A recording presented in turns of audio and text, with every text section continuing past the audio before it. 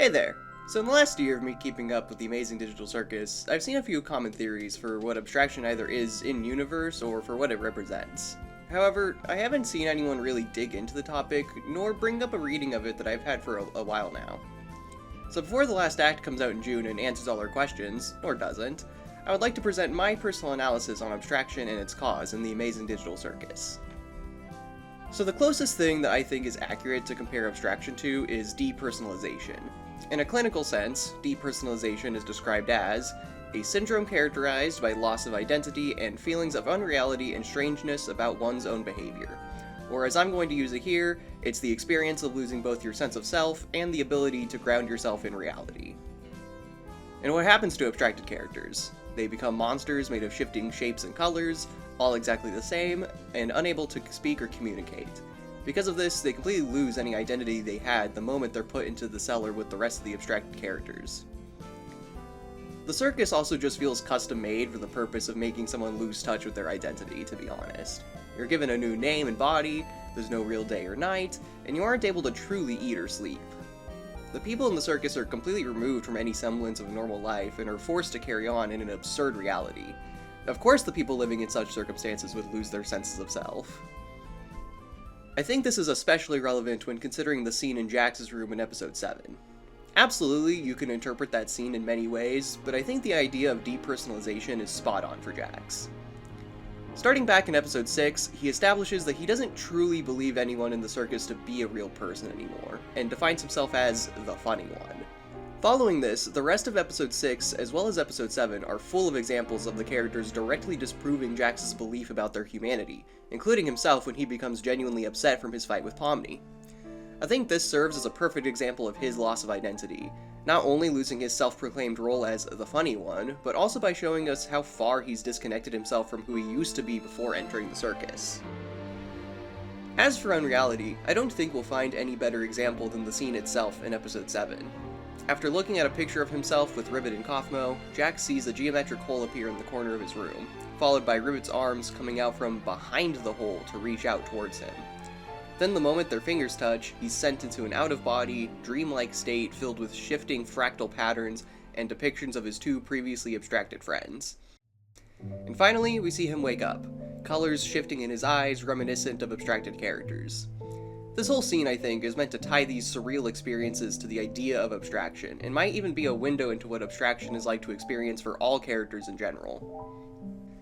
And that pretty much sums up why I believe abstraction to be closer to depersonalization than anything else. But I also would like to touch on some other theories and why I think they might not be quite as accurate as my interpretation here. The most popular one I've seen by far is that abstraction is an allegory for, or sometimes literally is, suicide. And truly, I can't blame people for coming to that conclusion. There is plenty in the show to support that interpretation. However, I do find it to be a very bleak outlook on the show, as well as not all that narratively fulfilling of an explanation. It's difficult to refer to any solid evidence to dispute this reading of abstraction due to how little evidence we have around it in general, so admittedly this one is kind of just a vibes-based take from me. We don't know very much about any of the characters that have abstracted so far, so it's also hard to pull much useful information from them, but I believe that the strongest characterization we have so far is from Queenie. And I would argue from what little we know of her situation that I don't think she would have committed suicide. She was the last one left with Kinger, and I just don't believe that she would have willingly left him alone in the circus like that, given what we're shown their relationship to have been like. The scene in Jax's room could also provide some evidence here. True, you can read Jax reaching out as being symbolic of him choosing to abstract, but given his reaction when he wakes up, the jumping to sit up, the heavy breathing, his hand on his chest, I think it makes a lot more sense that he wasn't in control of himself while it was happening. The other common reading is just generically losing your mind. This one I just find kind of boring, to be honest, and I believe that Kinger's inclusion in the show is perhaps meant to steer us away from that conclusion. Kinger is clearly not of sound mind most of the time, and he's been the longest lasting member of the circus by far, but while he has lost his mind, he does still have a strong sense of self, as well as a way to ground himself through his memory of Queenie, and I believe that's what's helped him stay unabstracted for as long as he has. The last one I'll cover here is an interesting theory that I saw become popular after episode 7, which is that abstraction is caused by Kane interfering with their minds or adding his modifiers to them during adventures. I don't think this is the sole reason behind abstraction, but it does work well with my depersonalization reading.